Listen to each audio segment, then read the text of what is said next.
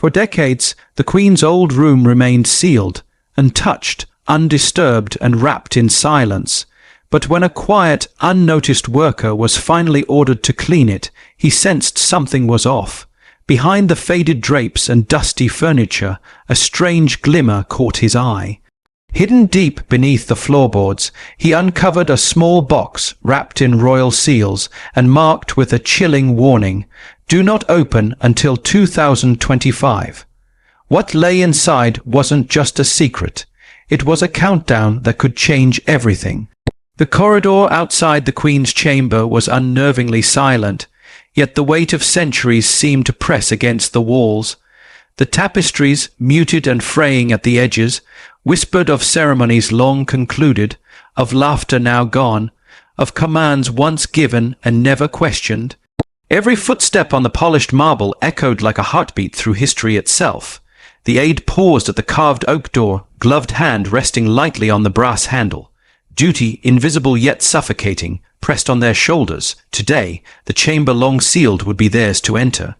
As the door creaked open, the room exhaled dust motes in shafts of muted sunlight, drifting lazily across faded Persian rugs. The air smelled faintly of beeswax polish and aged paper, an aroma that carried centuries of quiet service. Curtains hung heavy, stubborn against the soft breeze that slipped through cracks in the sash windows.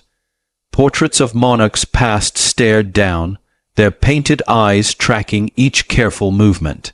Every step the aide took on the worn floorboards released centuries of whispered memory, and yet the silence remained, reverent, unbroken. The aide moved methodically, almost ceremoniously, brushing dust from surfaces with delicate precision. Candlesticks, tarnished silver, and ancient tomes were aligned as if performing a ritual older than any memory. Yet beneath the routine, subtle anomalies pricked the senses.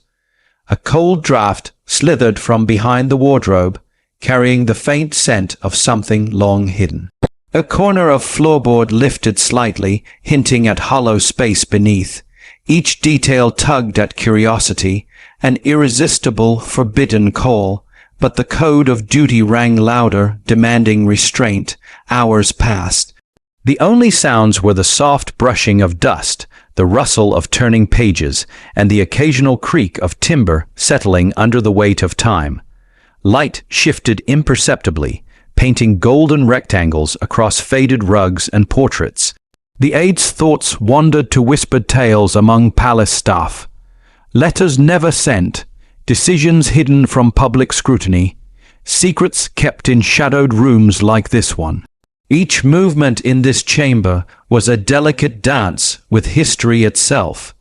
Every discovery could carry consequence beyond comprehension. Then, at the far side of the room, a small object caught the eye. Resting on a pedestal of polished marble was a box, modest in size yet impossibly commanding attention. Its surface was dark wood, worn smooth by age, almost black in the dim light. A small brass clasp glimmered faintly, engraved with words that demanded immediate respect. "Do not open until 2025. The instruction was stark and simple, yet its effect was profound. A shiver ran down the aide's spine. The instinct to obey warred with a flicker of curiosity, each emotion pulling in opposite directions. The camera would drift across the room, panning slowly from faded portraits to the box itself, lingering on its quiet dominance. Dust motes hovered like tiny spectres in the light, moving as if aware of the secret contained within. The aide's pulse became audible, each heartbeat a drum of tension echoing through the chamber. The room, though silent, seemed to hold its breath, aware that history was about to meet a living witness. The aide's gloved hand hovered above the box, trembling imperceptibly. The quiet of the chamber felt almost alive, the very walls pressing their gaze. Every instinct screamed to leave it untouched, yet every ounce of moral restraint carried the unbearable weight of curiosity. What could lie inside a box so deliberately hidden? Letters, relics, something of immeasurable consequence. The question hung in the air, unresolved, a moral knot tightening around the aide's conscience. Outside the chamber, the palace continued its unhurried rhythm, oblivious to the small earthquake of tension within these walls. Inside, time had slowed, the aide suspended between obedience and temptation, between the known past and the mysterious promise of discovery. The box waited patiently, silent, immovable, yet somehow demanding acknowledgement. Every shadowed corner of the chamber seemed to converge upon it, whispering secrets only the brave, or the reckless might dare to uncover. The hand trembled slightly over the clasp. Dust motes shimmered in the shifting sunlight, dancing like fleeting memories across the floor. Beyond the wardrobe, a draught hinted at hidden spaces, as though the room itself was inviting, or warning. What lay inside could challenge loyalty, rewrite history, or illuminate truths that had long been buried. The choice rested with the aide, suspended on the nigh, edge between duty and desire. The aide lingered over the box, gloved fingers poised but unwilling to touch the brass clasp. Every instinct in the body screamed obedience, yet curiosity burned like a quiet ember, threatening to ignite. The chamber seemed alive with subtle warnings. A portrait of a young queen, eyes sharp and knowing, watched with silent judgment. The draught from behind the wardrobe whispered secrets long sealed. The floorboards underfoot creaked almost plaintively, as if urging caution. Light shifted again, softening the edges of gilded frames and tarnished silver, throwing shadows across the walls in jagged patterns. Dust motes glittered in the sunbeams like fragments of forgotten time. The aide's breath came in shallow rhythm, as if the room itself had absorbed the tension and reflected it back. It was impossible to decide whether the air was heavy with history or forewarning, but each subtle movement, each minute's sound, pulled them deeper into the chamber's gravity. Steeling themselves, the aide began a meticulous survey of the immediate surroundings. Every surface was examined, drawers checked for hidden compartments, small envelopes carefully lifted, porcelain figurines gently nudged. Nothing else revealed the depth of secrecy that the box promised. And yet, there was a peculiar sense that the chamber itself held a narrative, a story threaded through decades, decades of silence waiting for someone to notice the unspoken cues. The draught behind the wardrobe was persistent now, slipping along the edges of the floorboards like a slow, deliberate breath. The aide knelt, inspecting the slight rise of the timber. Beneath it there was only darkness. A hollow gap, perhaps designed for ventilation or concealment. The mind raced with possibilities, each more tantalizing than the last. A folded corner of old parchment peeked from under the pedestal, almost imperceptible. The aide's fingers brushed it aside, careful not to disturb the box itself. No writing, no seal, just the weight of restraint pressing against their conscience. Minutes stretched into an hour. Every sound, every creak of the palace beyond the chamber, every sigh of the ancient wood, felt magnified. A subtle tension coiled around the aide's ribs, mixing awe with a quiet dread. What had been entrusted to this box? What legacy, what secret, was being preserved for the distant year of 2025? Each second of hesitation became unbearable, the moral conflict sharpening with clarity. Loyalty demanded inaction, desire whispered of revelation. Then, almost imperceptibly, the clasp itself seemed to glint differently, catching a stray sunbeam. A shiver ran down the aide's spine, an instinctive warning, yet the mind recoiled with forbidden fascination. The chamber had shifted in tone. Shadows pooled around the corners, heavy with implication, as if the room recognized the internal struggle unfolding within its lone visitor. The aide's thoughts drifted briefly to the queen herself. What compelled such secrecy? What message could only be unlocked decades later? And why here, In this forgotten chamber, so meticulously preserved, the mind painted fragments of her life, the private struggles, the coded communications, the invisible burden of authority. In those fleeting reflections, a sense of intimacy emerged, a reminder that this chamber was not merely a space. It was a keeper of truths that were never meant to be disturbed lightly. And yet, the box remained unyielding and silent. Its mere presence demanded attention, challenging the aide's restraint. Gloved fingers hovered again, hesitant, almost yearning. Somewhere in the stillness of the room, the past and present collided. The chamber had held its breath for decades, and now it waited for a choice to be made. A sudden creak drew attention toward the far wall, where the door to the corridor shifted slightly with the wind. The aide flinched, reminded that they were not alone in the palace. Eyes darted to the portraits, as though seeking counsel from silent observers long departed. The moral weight of the moment crystallized. To act, to open, could alter history. To hesitate could preserve loyalty but leave a question lingering forever. Hours could have passed, or perhaps only minutes. Time lost meaning. The room seemed suspended between a heartbeat and eternity. Finally, with deliberate care, the aide stepped back, letting the box remain untouched for now. But even in retreat, the gravity of what they had discovered, what the room had revealed, even silently, pressed heavily upon the chest. The camera would drift slowly across the chamber one last time, from the worn floorboards to the pedestal, resting on the dark, locked box. Its brass clasp caught the light in a final glint, as if acknowledging both the restraint and the tension it inspired. The dust motes swirled around it, golden in the afternoon light, emphasizing the box's quiet dominance.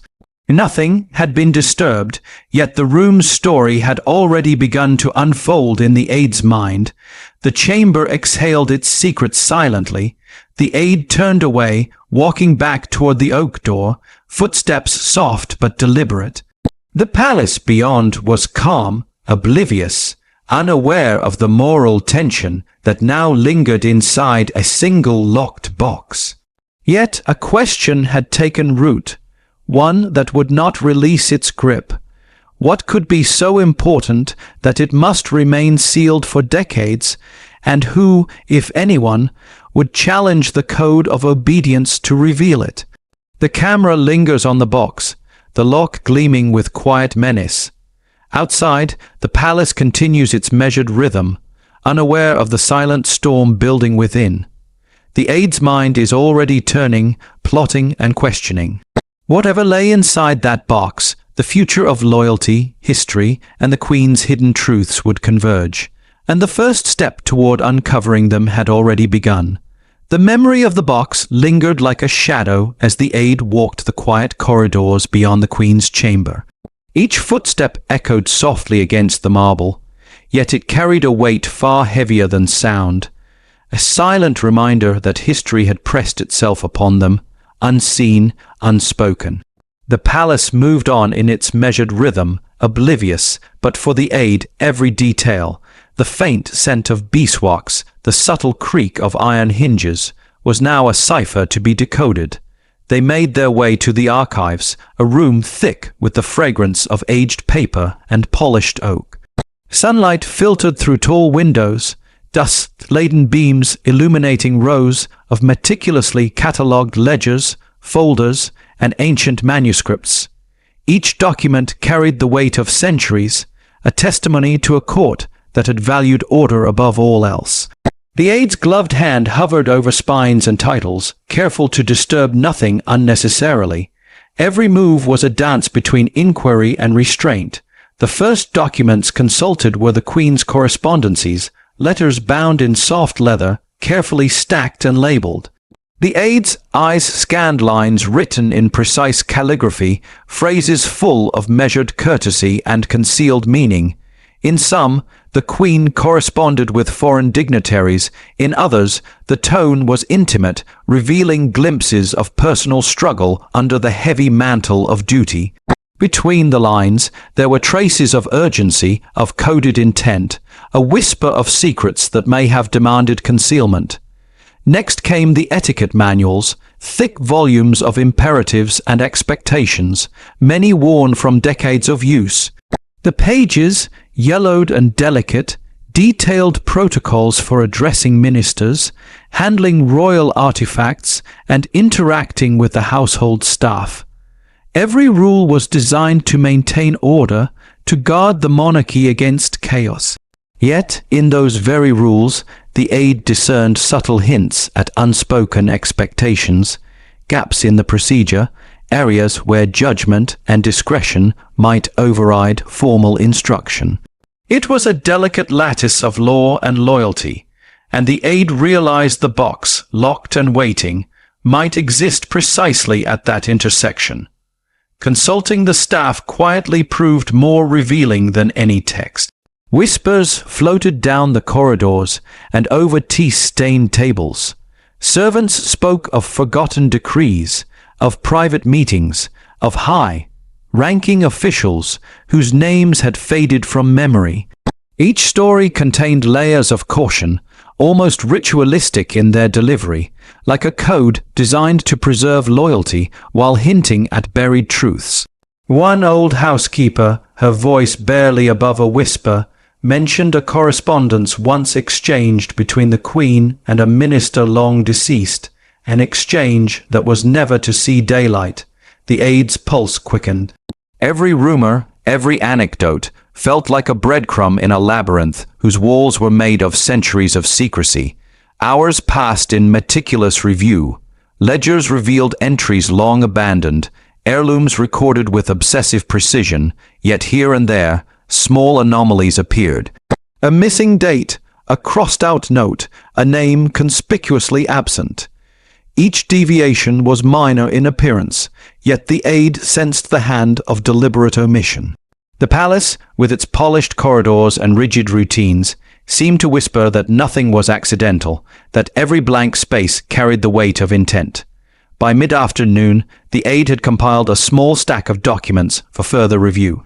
Sitting at a desk carved from dark mahogany, they traced fingers over the Queen's handwriting, imagining her voice in the quiet, a tone of command, of caution, of unvoiced fears. The box, lying locked and silent in its chamber, became more than an object. It was a question, a challenge, a test of discretion and loyalty. Every historical detail suggested that its contents could alter perception, perhaps even reshape understanding of decisions made long ago. Even as they sifted through documents, the aide felt the tension between curiosity and protocol tightening. One slip, misplaced papers, an overheard word, a glance at a ledger no one was meant to see, could reverberate across the palace hierarchy. Yet, paradoxically, restraint itself seemed insufficient. The gaps, the anomalies, the quiet suggestions of the Queen's personal dealings demanded attention. It was a silent tug-of-war between conscience and curiosity, each side pulling with equal force. As the afternoon waned, the aide paused, resting hands lightly on the edge of the desk. The archive seemed almost sentient, as if aware that they were being observed, that the lattice of bureaucracy and history was slowly yielding its secrets. A breeze slipped through an open window, rustling loose sheets, scattering faint fragments of ink. One document, half hidden beneath a ledger, hinted at a private correspondence between the Queen and an official who had long since disappeared. It was just a name and a date, but the implication was profound. The box might contain more than personal trinkets. It could hold evidence of carefully concealed decisions, of choices that had shaped the monarchy in ways never recorded in public. The camera would drift slowly over the desk, focusing on the delicate scrawl of a signature, the worn edges of an envelope, the faint crease of a note folded and tucked away. Shadows stretched across the polished floors, and the dust-laden light seemed almost reverential.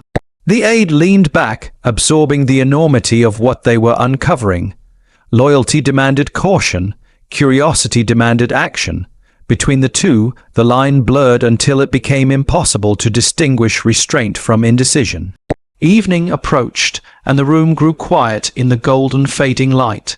The aide collected the carefully selected documents, stacking them neatly, but the sense of anticipation remained, thick as the dust in the sunbeams. Somewhere in the folds of the Queen's meticulous record, keeping a deliberate absence, the missing ledger entry hinted at what the box might truly contain. And with that realization came the unspoken understanding. They were no longer merely an observer of history. They had become a participant, drawn into a narrative older than themselves, governed by rules older still. A single page, partially hidden beneath a ledger, captured the aide's gaze. Its blank margin was a whisper of omission, a shadow of secrecy. Whatever lay inside the box, it was clear that the path forward would not just reveal history, it might rewrite it. And already, the quiet corridors of the palace seemed to pulse with anticipation of the discovery yet to come. The aide returned to the Queen's chamber after hours in the archives, documents clutched with deliberate care. The box remained on its pedestal, untouched yet pulsating in quiet authority. Shadows stretched across the faded rugs, following the curve of the walls as though the room itself had leaned in to observe their return. The air smelled faintly of beeswax and aged paper, but now carried the added weight of anticipation, of a secret that had begun to stir in response to human attention. Each document examined in the archives whispered another layer of the story. Small inconsistencies, crossed-out ledger entries, unusual dates, missing correspondences, suggested deliberate concealment. The aide traced the ink with gloved fingers, imagining the Queen's hand moving with careful precision decades ago. One letter in particular stood out, a note addressed to a long, dead-high-ranking official, hinting at a conversation that had never been recorded publicly. The language was formal, yet contained a subtle urgency, as if a private truth had been carefully wrapped in diplomacy. The palace seemed alive with implication. The faint creak of a servant's footsteps in a distant corridor, the soft rustle of curtains, even the whisper of a draught behind the wardrobe, all became amplified signs, cues to the aide's growing tension. Loyalty demanded discretion, curiosity demanded scrutiny. Every movement, every sound felt magnified, as though the very walls of the palace had become witnesses to an unfolding moral dilemma. The aide's mind replayed every whisper heard in the archives.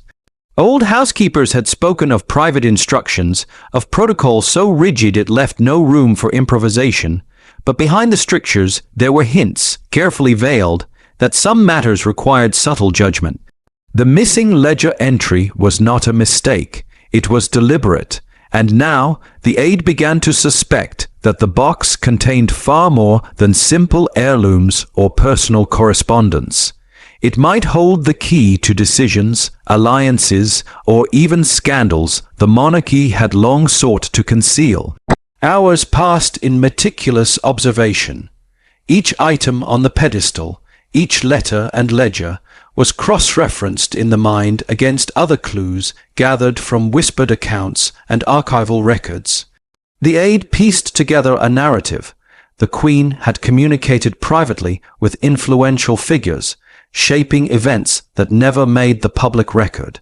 The box, sealed until 2025, was a time-locked repository of decisions and secrets, curated to protect not only the monarchy but also a legacy of discretion. The tension between curiosity and duty escalated. The aide's gaze shifted repeatedly to the brass clasp, engraved with its unyielding warning. Every instinct urged patience. Every heartbeat whispered the thrill of discovery. The moral stakes became clearer. To tamper, even slightly, was a breach of centuries of protocol. Yet the allure of hidden truths, of history preserved and yet obscured, was intoxicating. The chamber had become a crucible, forging a conflict between loyalty and the desire to understand. A subtle anomaly drew the aide's attention. A corner of the pedestal appeared slightly uneven, as if it had been replaced or reinforced at some point. Light fell across it at a particular angle, highlighting a faint inscription almost invisible to the eye. It was indecipherable in detail, yet the implication was unmistakable. A deliberate marker, a clue left for a careful observer. The room itself seemed to confirm the aide's intuition. The box held significance far beyond personal mementos. Dialogue with the archives lingered in memory. The cautious phrasing of housekeepers, the wary glances of junior staff, even the careful recommendations of palace historians, all hinted at consequences for curiosity. Some had hinted subtly at dangers, others at moral obligations. Every voice reinforced the notion that the aide was treading a delicate line between fidelity to protocol and engagement with truths that demanded acknowledgement. The aide traced the contours of the box, the wood polished to a summer gleam, the brass lock catching stray light. Dust motes shimmered around it, suspended in a golden haze. Even in stillness, it commanded attention, a focal point of history's latent power. The chamber felt charged, as though the very air had become a conduit for centuries of hidden conversations, unspoken judgments, and obligations etched into the conscience of every servant, advisor, and royal aide who had come before. Evening deepened and the room fell into a softer quiet, broken only by the aide's own contemplative breaths. The archives had provided knowledge, hints, and context, but had also revealed gaps, the deliberate absences in historical record that suggested careful orchestration. The box, once merely an object of intrigue, now embodied a moral challenge: to preserve, to respect, or to explore the concealed threads of history it contained. The camera would drift slowly from the aide's reflective posture to the brass clasp of the box, lingering on the engraved warning as light fades to muted amber. The shadows in the corners stretch like fingers, hinting at secrets that remain unspoken. The aide stands, hand suspended, and the room waits, not with sound, but with the moral weight of its silent history.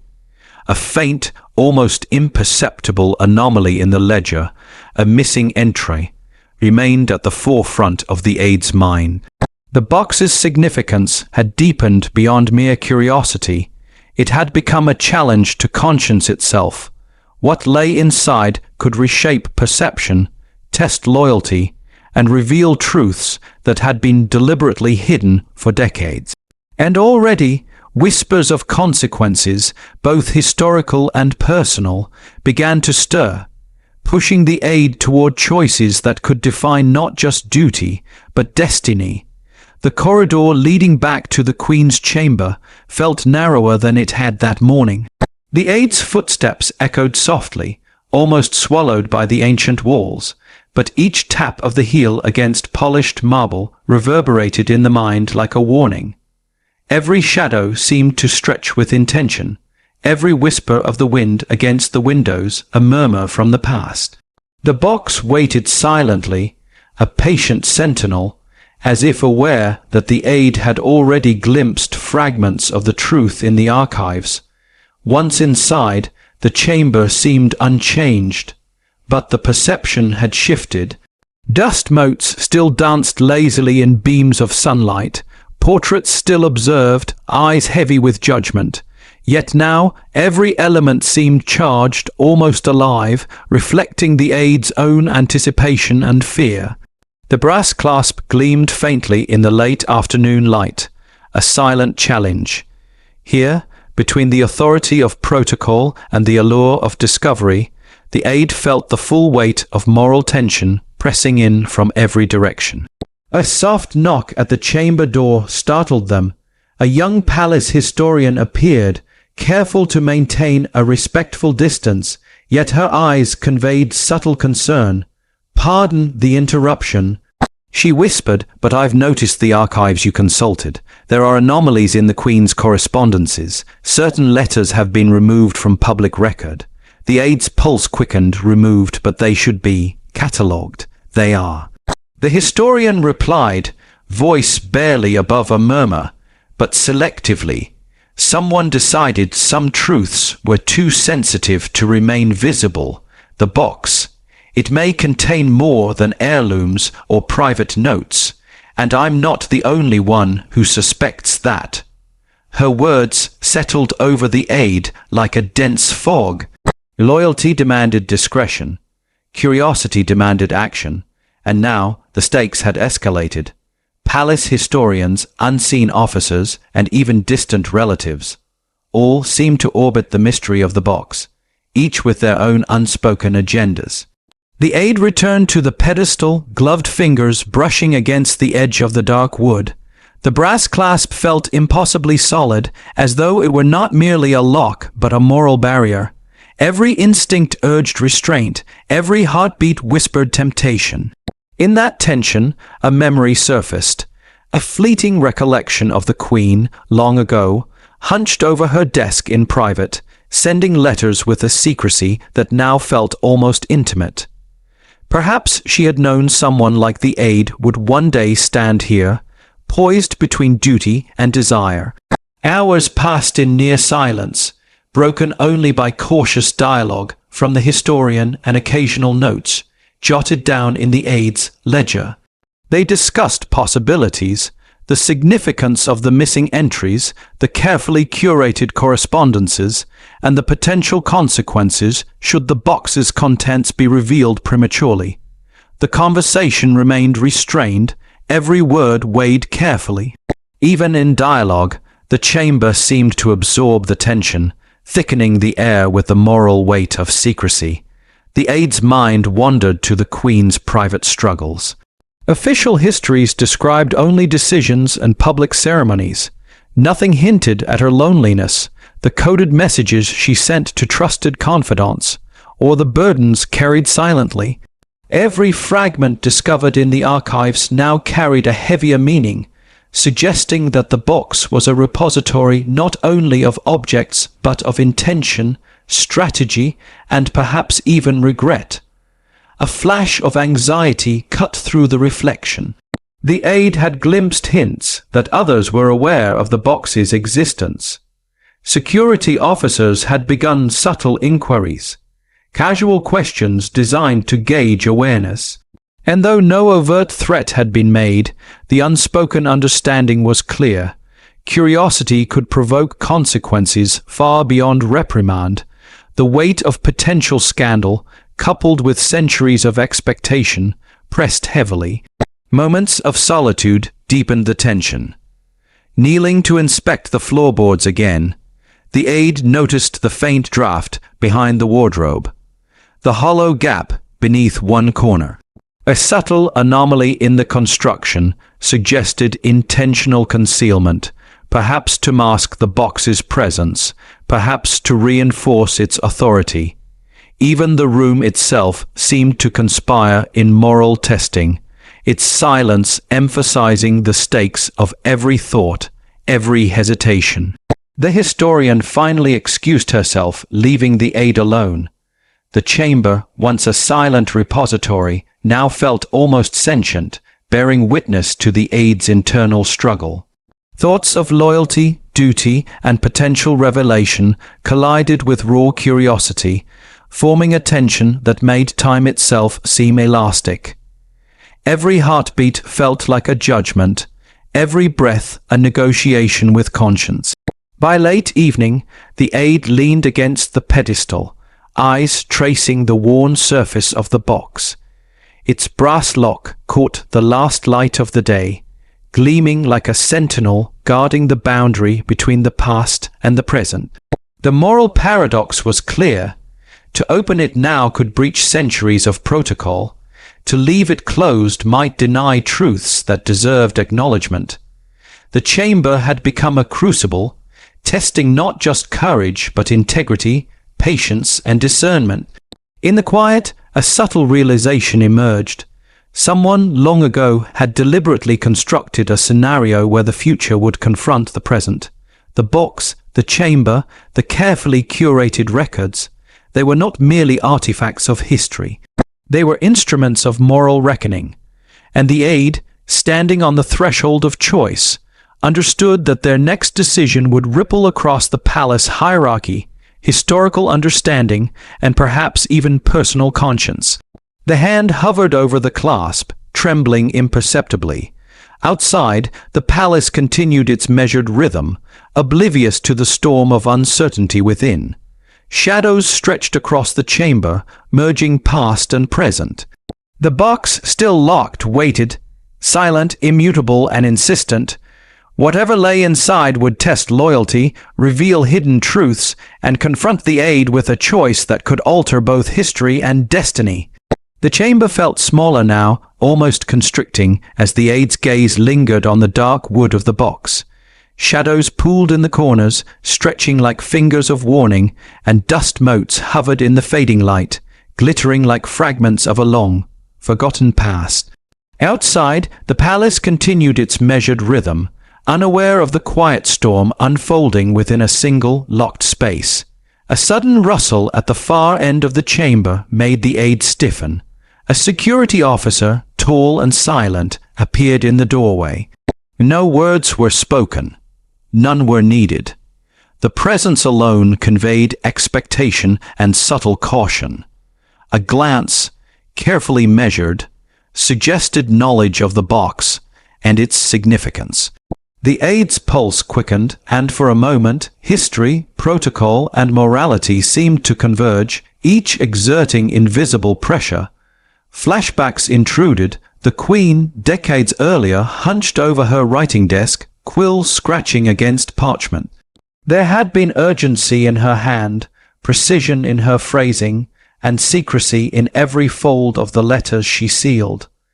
In the mind's eye, the aide could see coded messages, subtle annotations in the margins, and discreet instructions meant only for those who understood. Every memory emphasized the weight of discretion, the fragility of trust, and the silent burden carried by those entrusted with royal secrets. The aide returned to the present, kneeling before the box. Gloved fingers traced the edges, hesitated over the brass clasp. Every instinct urged restraint, yet the pull of curiosity, sharpened by archival discoveries, whispered insistently. Somewhere in the palace, others had already begun to notice small anomalies.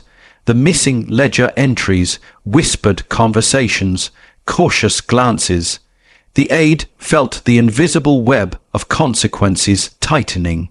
Loyalty demanded patience. Desire demanded revelation. Minutes stretched into tension, filled eternity. Every creak of timber, every flutter of curtains, every soft draft became amplified. The chamber seemed almost sentient, aware that the aide had glimpsed fragments of truth and now hovered on the precipice of action. Thoughts of palace historians, distant relatives, and officers lingered at the edge of consciousness, each representing a silent threat, a possible judgment, or even moral guidance. Then came the revelation, subtle at first, then undeniable. A faint engraving on the box's base, hidden beneath centuries of polish, had gone unnoticed until the late afternoon light caught it at just the right angle. The inscription referenced a correspondence between the Queen and an influential official, one long deceased, and hinted that the contents were a deliberate time, locked archive, a record of decisions, of personal counsel, and of choices the public had never known. The aide's breath caught. The box was not a container of trivial artifacts. It was a repository of history itself, curated to confront the future, challenge perception, and test loyalty. Dialogue returned in memory. The historians' whispered warnings, the housekeeper's cryptic hints, the silent observations of officers. Each had suggested that the box was more than a collection of mementos. It was a fulcrum upon which past, present, and future balanced. And now, faced with the reality of its significance, the aide understood the stakes. To open it prematurely could unravel reputations, distort history, and provoke consequences reaching far beyond the chamber's walls. Yet, to leave it sealed meant denying oneself the chance to bear witness to truths carefully preserved. The moral tension became almost unbearable. Every heartbeat felt amplified, echoing in the hollow corners of the chamber. Fingers hovered over the lock, trembling, yet unwilling to act. The past seemed to lean closer, urging caution and reverence. The future seemed to beckon, inviting discovery and understanding. The aide's conscience waged a silent war, weighing the gravity of duty against the allure of revelation. As dusk fell, a final flashback intruded. Fragments of private meetings, whispered conversations between the Queen and her confidant, delicate annotations in letters hinting at moral dilemmas, loyalty tests, and unspoken decisions. The aide could almost hear the Queen's voice, measured, deliberate, burdened with responsibility, yet tinged with subtle humor or sorrow in private moments. Every detail reinforced the box's gravity. It was a repository of judgment, discretion, and secrets that could reshape understanding for decades to come. Suddenly, a faint click echoed through the chamber. The brass clasp shifted slightly, an almost imperceptible movement, yet enough to ignite tension. The aide froze. There was no wind, no disturbance, solely the sense that some external force, deliberate or accidental, had interacted with the box. The lock, until now unyielding, seemed to respond as though acknowledging the aide's hesitation. The room's silence thickened, holding its breath. What had been purely moral testing had now become immediate, tangible, and urgent. The aide stepped back, heart pounding. Shadows stretched across the walls, merging past and present. The chamber seemed to whisper that a choice was no longer theoretical. The box waited, patient and immovable, yet insistent, its contents pressing against centuries of secrecy, moral obligation, and curiosity.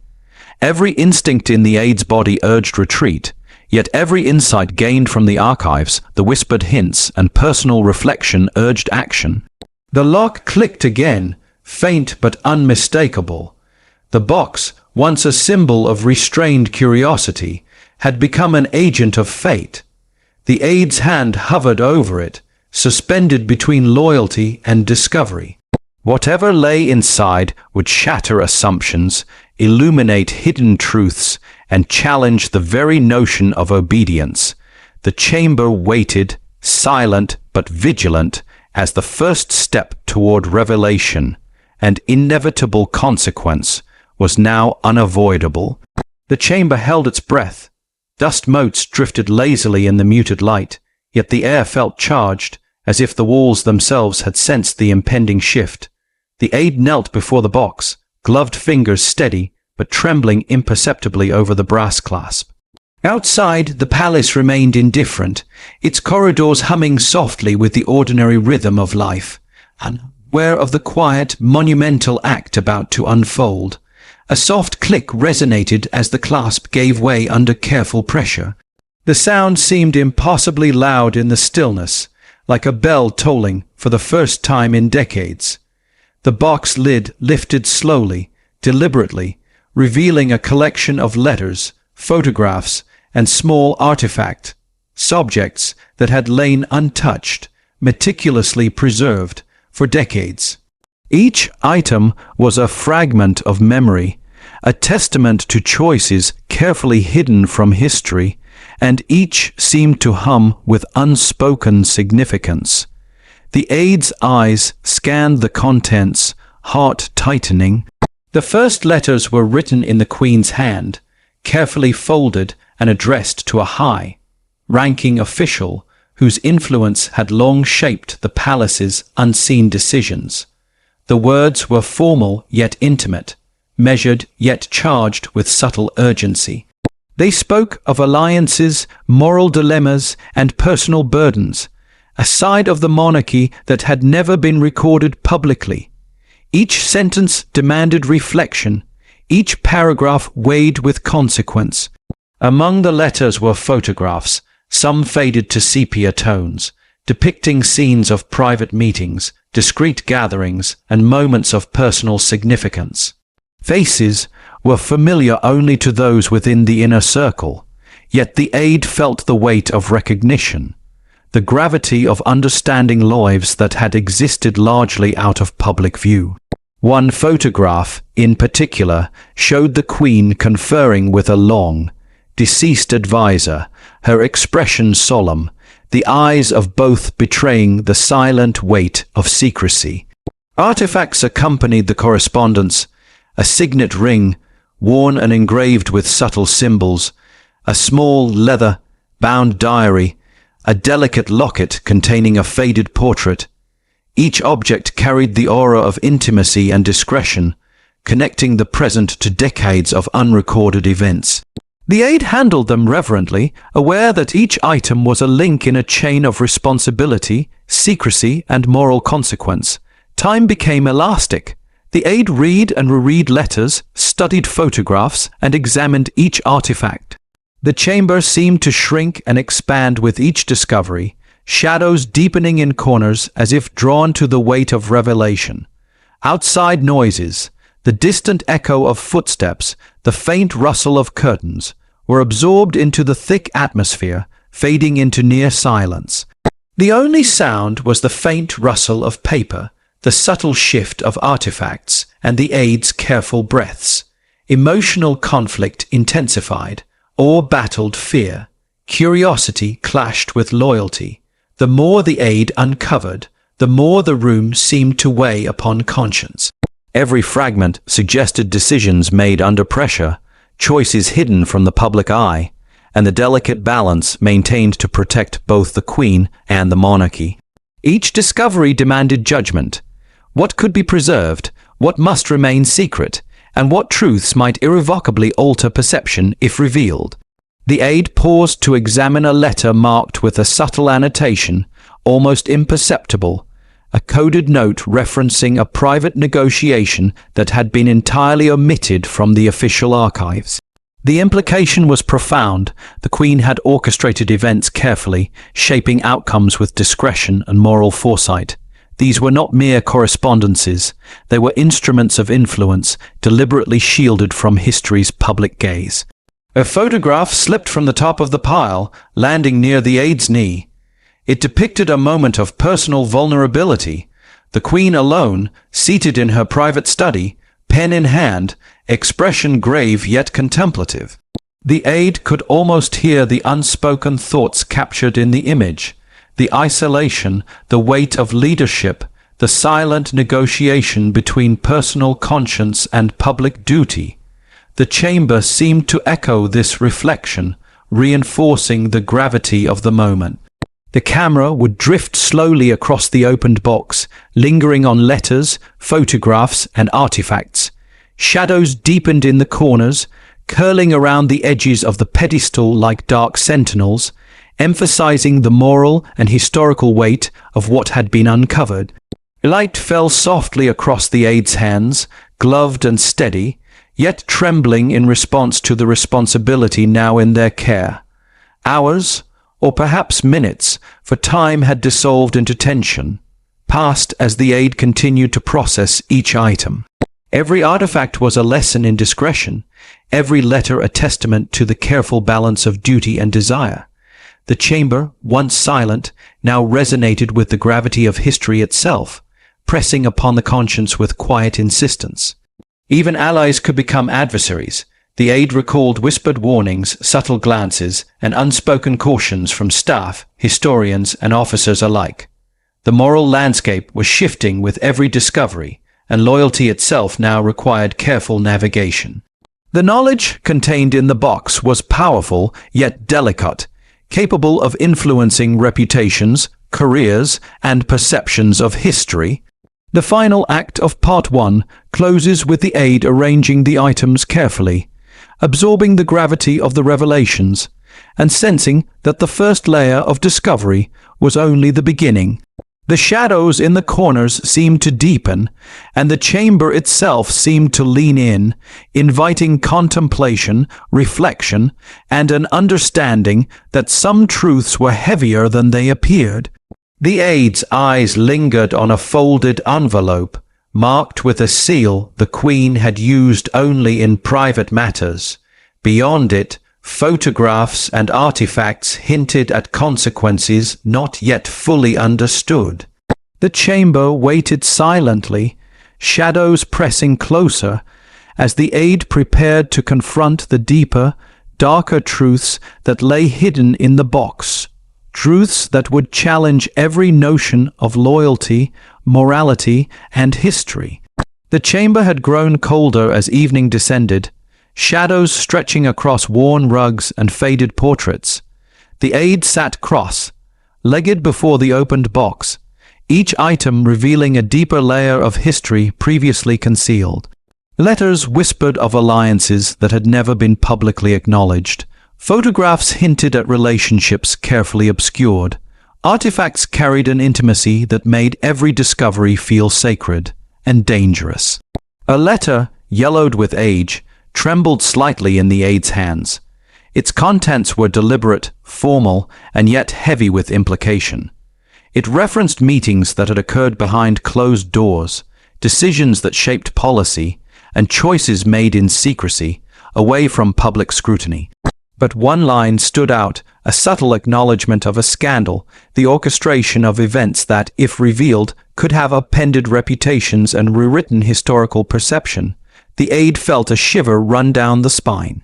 Loyalty had always been measured by obedience, yet here was evidence that obedience had been manipulated, guided by concealed knowledge and hidden agendas. Artifacts reinforced the letter's implications. A delicate locket contained a faded portrait of an advisor whose influence had quietly dominated the palace for decades. A signet ring bore marks of ownership, coded with symbols that suggested authority and secrecy. Every item suggested calculated discretion. Every object carried a story the public would never see, and yet demanded acknowledgement from the present. The aide's thoughts drifted to the Queen herself. In private, she had carried the weight of knowledge, the burden of decisions that would forever remain hidden. Each letter and artifact was a window into her moral calculus, choices made with precision, judgment tempered by duty, and a desire to protect the monarchy from scandal while still asserting her authority. The aide felt both awe and fear. To know these secrets was a privilege. To expose them could be catastrophic. Footsteps echoed from the corridor outside, hesitant yet purposeful. A senior palace official entered quietly, eyes scanning the chamber and lingering on the aide. There was no overt accusation, only a measured appraisal, a subtle reminder that the box was not merely a curiosity, but a matter of institutional significance.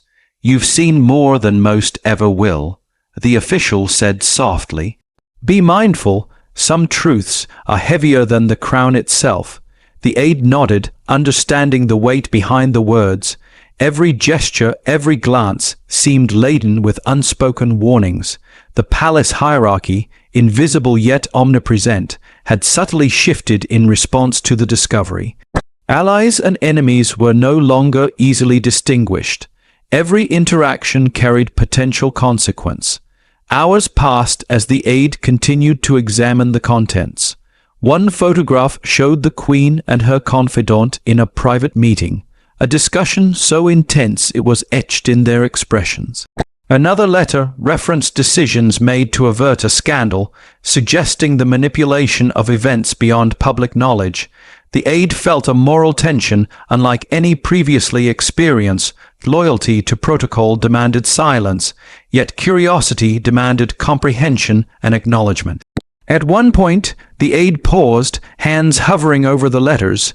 The chamber was silent except for the faint rustle of parchment and the distant, muffled hum of the palace. The weight of history pressed down with almost physical force, each shadow seeming to reach closer, each artifact demanding recognition. The aide understood that understanding this history was itself an act of moral responsibility, and that responsibility carried its own risks. A photograph slipped from the pile, landing face up. It depicted a figure previously unknown to the aide, yet one whose influence was unmistakable in the correspondence and artifacts. A subtle realization dawned. Some of the palace's most enduring decisions had been guided by unseen hands, by figures whose names had been erased from public record. The aide's mind raced. Allies might not be allies. Enemies could be more trustworthy than appearances suggested. Loyalty had become a labyrinth of discretion, deception, and judgment. The chamber seemed to breathe with each revelation, the walls absorbing every glance, every thought, every hesitation. The aide's reflection became internal dialogue. What must be preserved, what must remain hidden, and what consequences could be mitigated if this knowledge were handled with care? Each decision weighed heavily, a moral calculus that transcended personal ambition and reached into the very structure of the palace and its legacy. By late night, the aide had catalogued the initial discoveries. Letters, photographs, and artifacts were laid out with meticulous care. Reflection and moral assessment consumed every moment. The shadows in the corners seemed to deepen, carrying whispers of choices long hidden, decisions that had defined the monarchy quietly, without fanfare. The aide's heart pounded with a mixture of reverence and fear. Understanding history had never felt so immediate, nor so perilous. A final letter remained, its seal intact. The wax was fragile, the paper yellowed, and yet the weight of its contents was palpable.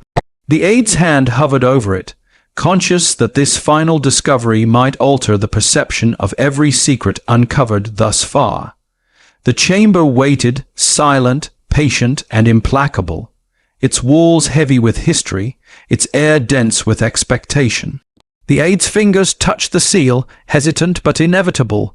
Beyond it lay truths that could not be ignored, consequences that would ripple through palace corridors, and decisions that would define both personal and institutional legacies.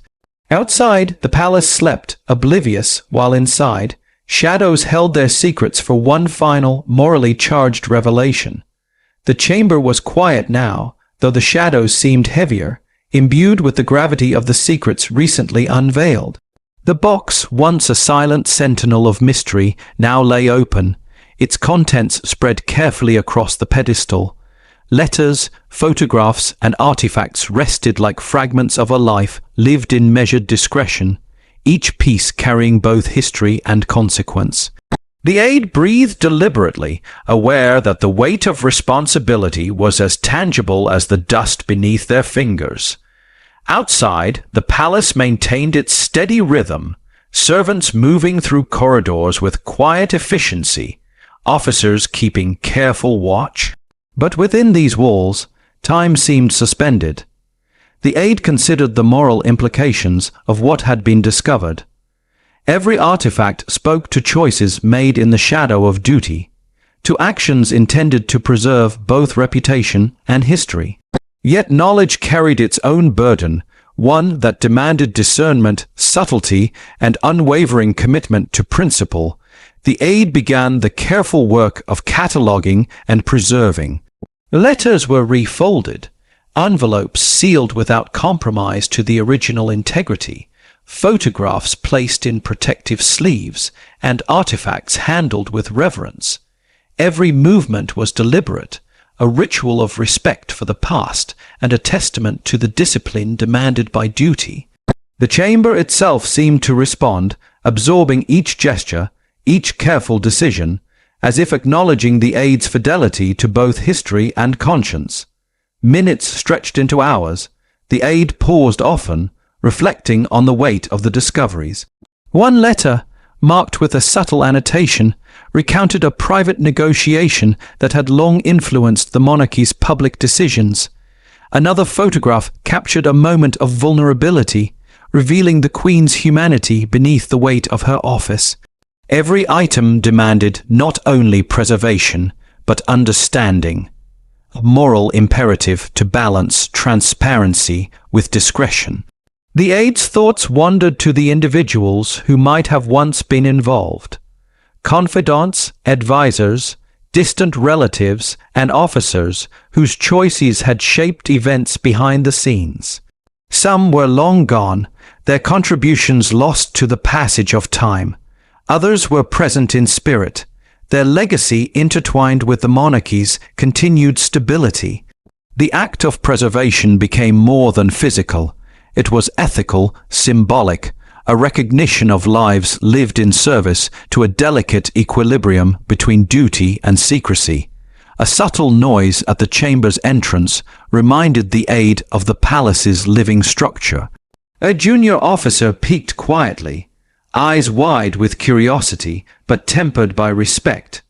No words were exchanged, only an acknowledgement that the chamber was a place of profound consequence. The aide returned the nod, a silent message that discretion and diligence must guide every action from here forward. As night deepened, the aide began compiling a careful record, a catalogue of items, notes on provenance, and contextual observations drawn from both archives and personal reflection. Each entry was written with meticulous precision, ensuring that the historical record would remain intact for future custodians without exposing sensitive revelations prematurely. The act was both technical and moral, a means of safeguarding truth while preserving the dignity of the monarchy. The chamber itself seemed to settle, the weight of secrets temporarily contained, the shadows softening in the candlelight. The aide moved deliberately, replacing the box's lid with a measured hand, ensuring the brass clasp clicked firmly but reverently into place. The act was ceremonial in its subtlety, an acknowledgement that the past had been observed, understood, and honored, without compromising the continuity of order or the integrity of the crown. Even as the aide prepared to leave the chamber, a final reflection lingered. The secrets unveiled were powerful, morally charged, and capable of altering perception, yet they had been treated with restraint and respect. Loyalty had not been abandoned, curiosity had been acknowledged and tempered by conscience. In that delicate balance lay the true restoration of the crown's silence, a quiet preservation of history, integrity, and honor. The box now rested closed on its pedestal, shadows stretching softly across the chamber floor. The aide paused at the doorway, glancing back one last time. The palace slept, unaware of the quiet reckoning that had just occurred. Yet inside, a sense of equilibrium had been restored, a measured calm, heavy with memory, duty, and moral triumph.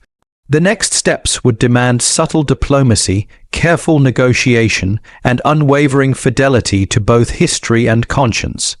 Morning light filtered through the high windows of the Queen's chamber, soft and deliberate, casting elongated shadows over the now closed box. The aide stood silently before it, tracing the contours of the brass clasp with one gloved finger. Every detail had been meticulously preserved, every letter, photograph, and artifact accounted for. Yet the weight of knowledge lingered in the air like a tangible presence, silent, heavy, and demanding respect. The first task of the day was subtle diplomacy. Junior staff and historians had begun to murmur, curious about the aide's prolonged attention to the chamber. With careful words and measured tone, the aide conveyed routine archival work while maintaining discretion about the discoveries. Questions were answered with precise neutrality. Curiosity was acknowledged without revealing secrets. Each interaction was a performance of loyalty and tact, designed to uphold the palace's dignity while shielding the truth from unintended exposure. Even those who might have been considered allies or confidants were approached with caution. The aide navigated conversations with understated authority, aware that small slips could ripple outward, affecting both perception and morale. One historian lingered, eyes searching for subtle hints, but the aide's calm composure and meticulous attention to procedure reassured them. The secrets of the past were acknowledged, protected, and respected. With external pressures managed, the aide returned to the chamber.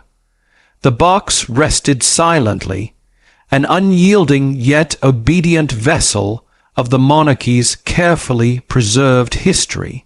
Each artifact, each letter, each photograph was methodically returned to its original position, ensuring that future custodians would encounter the same integrity and reverence.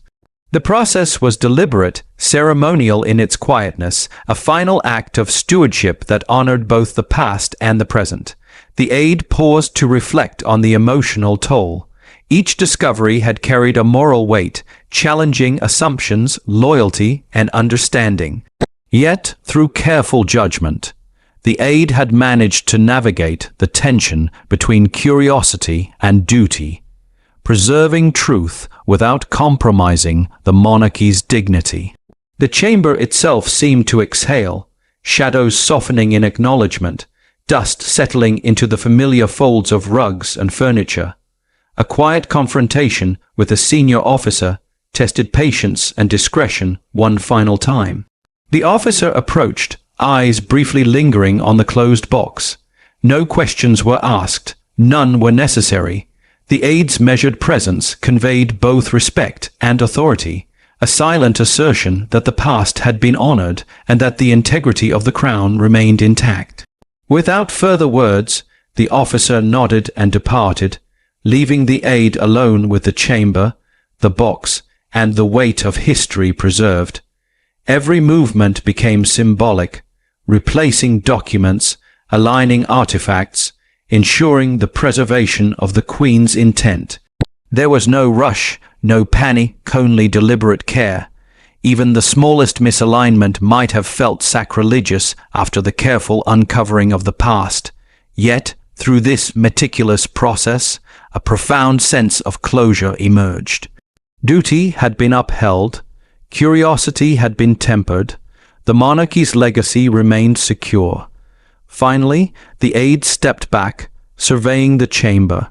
The box, now closed and fully catalogued, glimmered faintly in the morning light, a silent testament to decisions, secrets, and responsibility. Every shadow, every beam of light, every dust mote seemed to affirm the balance achieved. Knowledge preserved, dignity maintained, history honored. The aide exhaled, feeling the culmination of months of tension, reflection, and moral negotiation. The chamber fell into silence, the palace itself unaware of the careful resolution that had occurred within its walls. Outside, life resumed its usual rhythm. Footsteps on marble, distant voices, the faint echo of daily duties. Inside, however, a profound equilibrium had been restored, secrets safely contained, legacy intact, and the crown's silence preserved without compromise. The aide lingered for a final moment, fingers brushing the polished surface of the box. Beyond it lay history, memory, and moral consequence, now safeguarded. A sense of serene responsibility settled over the chamber. The palace moved on, oblivious. Yet the aide understood that some truths, once acknowledged and then honored in silence, became timeless, monuments of legacy quietly preserved for generations to come. The palace was hushed, bathed in the pale light of early morning. Corridors stretched in quiet symmetry, and the distant echo of routine activity seemed far removed from the chamber where the aide lingered. Time had slowed, softened, almost suspended in reverence. The box, now securely closed, rested on its pedestal, a silent monument to duty, discretion, and history preserved. The aide moved through the chamber with careful, deliberate gestures, tracing the contours of the furniture, the fading carpets, and the walls lined with portraits of those who had long shaped the monarchy. Each object was a witness to past choices, to secrets quietly held, and to the continuity of a legacy that depended on both courage and restraint. The moral weight of knowledge pressed gently upon the aide, a constant companion in every movement, every reflection. In the quiet, the aide considered the delicate balance that had guided every decision. Curiosity had been powerful, alluring, even irresistible at times, but loyalty and discretion had tempered every action. Each artifact, each letter and photograph had been handled with reverence. Each secret had been respected, understood, and ultimately safeguarded. Knowledge and restraint had become intertwined, shaping the aide's understanding of what it truly meant to serve history without compromising honor. Walking slowly to the window, the aide gazed across the palace grounds. Light spilled across manicured lawns and shadowed colonnades, revealing patterns of care and continuity, of order and devotion. Beyond the walls, life continued, where, indifferent, yet intrinsically connected to the choices made in these quiet rooms. The aide understood that some truths were meant to remain unseen, yet their weight shaped the present just as they had shaped the past. A reflective pause brought attention to the hand-painted portraits on the walls. Faces long gone, eyes captured in brushstrokes, seemed to regard the aide not with judgment, but with expectation. The Queen's own image, serene yet resolute, reminded the aide of the responsibilities carried silently over decades. The delicate negotiation between public duty and private conscience, the careful curation of legacy, and the moral precision required to preserve both truth and dignity. The aide's thoughts lingered on the box itself. It was more than a container of artifacts. It had become a symbol, a repository of choices, loyalty, discretion, and the weight of understanding history without exploiting it. Each time the lid closed, it reinforced a quiet principle. Some knowledge is preserved not for immediate revelation, but for thoughtful stewardship, honoring both past and future generations. Even the act of silence carried meaning. By leaving the secrets undisturbed, the aide had ensured that history would remain intact, that the monarchy's dignity would endure, and that legacy would be honored without compromise. The moral architecture of discretion had been maintained, each decision a brick in a structure of respect, integrity, and foresight. Footsteps echoed softly in the corridor beyond. The aide acknowledged them with a gentle nod, aware that others moved through the palace unaware of the weight that had just been balanced. Yet, even in that unawareness, the decisions made within these walls radiated outward, shaping conduct, preserving order, and protecting the delicate fabric of trust that underpinned the institution. In a final act of reflection, the aide returned to the box, hands resting lightly on the polished surface. The brass clasp glinted faintly in the morning light, a quiet reminder of both restraint and revelation. The chamber, once a place of tension and moral conflict, had transformed into a space of serene understanding, a testament to the careful stewardship of history, the ethical weight of knowledge, and the enduring responsibility of those entrusted with secrets too profound to reveal. The aide stepped back, allowing the chamber to hold its quiet vigil. Beyond its walls, the palace continued in measured rhythm, unknowing yet inseparable from the truths safely preserved within. The box, now secured, symbolized a legacy of silence, discretion, and loyalty, a reminder that some secrets are monuments, preserved not for discovery, but for the enduring integrity of history itself. The palace corridors were quiet now, bathed in the golden light of late afternoon. Dust motes floated lazily in the sunbeams, settling on marble floors and polished furniture.